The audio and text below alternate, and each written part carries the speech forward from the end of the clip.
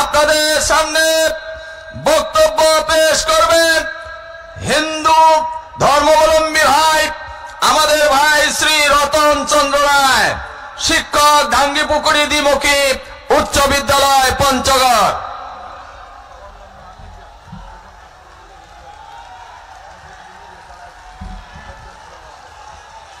ধন্যবাদ।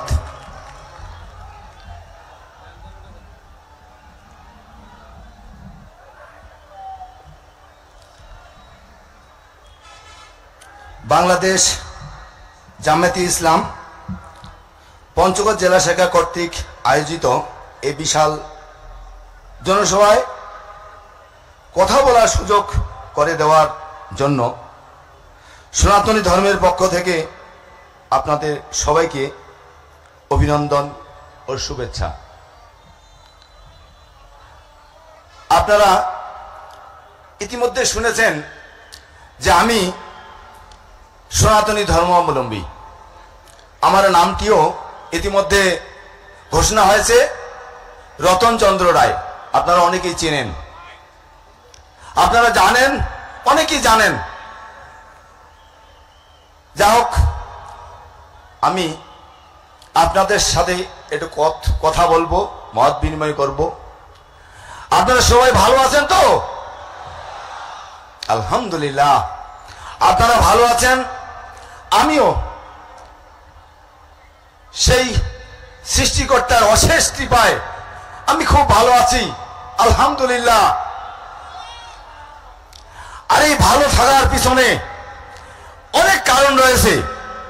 আমাদের এই বাংলাদেশের সমস্ত সনাতনী ভাইয়েরা সবাই খুব ভালো আছি, সবাই ভালো আছি।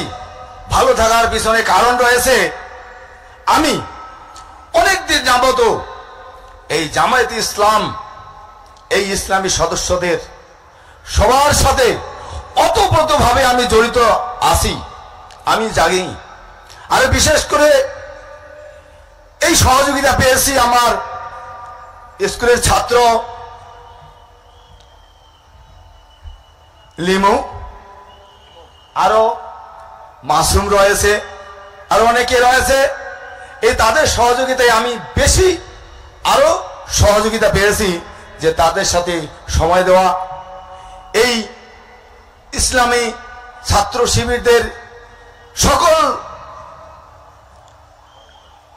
মানে নেতাকর্মীদের সাথে আমি এই উপকারের কথা না বললে হয় না।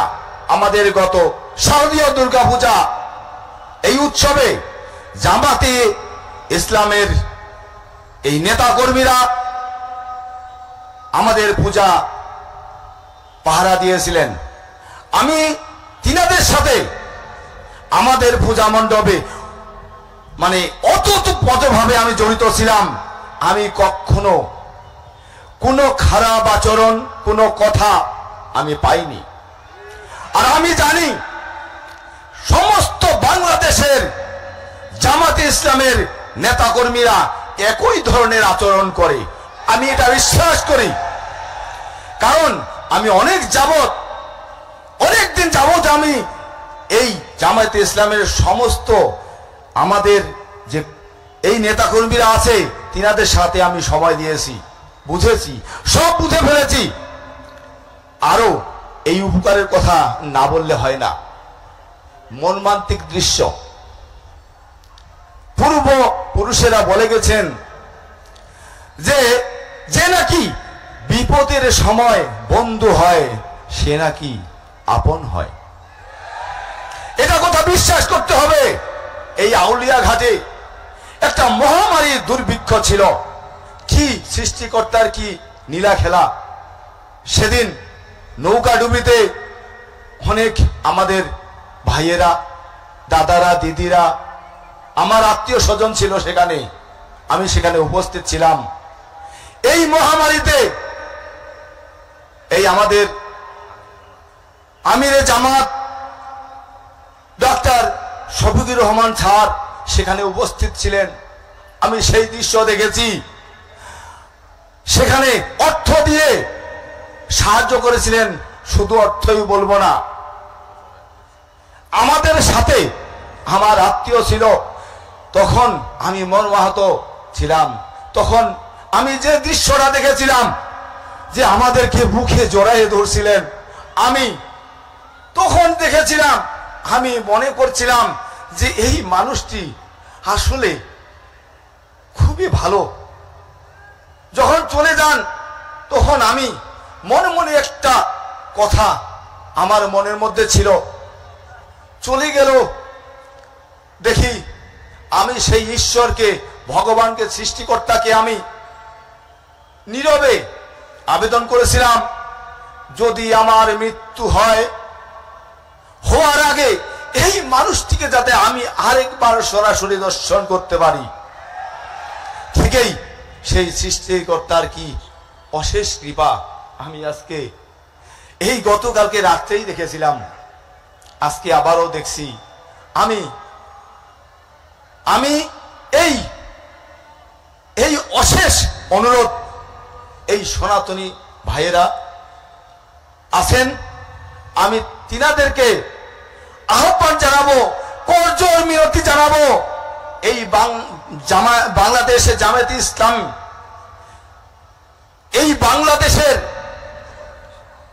ক্ষমতায় আসুক, আপনারা হাত বাড়িয়ে দিবেন, বৈষম্য থাকবে না, এটা আপ্রাণ চেষ্টা চালাচ্ছে।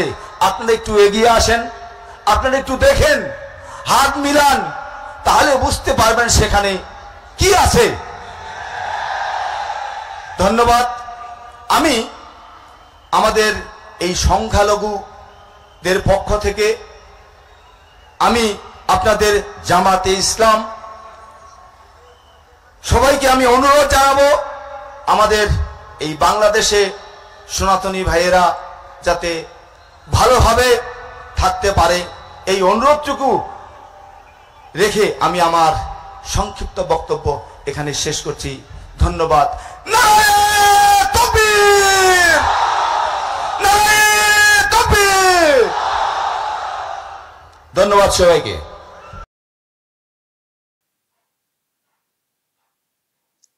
এইরকম কোনো বক্তব্য কখনো কোনো হিন্দু নেতার কাছ থেকে দর্শক শুনেছেন? আলহামদুলিল্লাহ, নারায়ে তাকবীর কখনো শুনেছেন?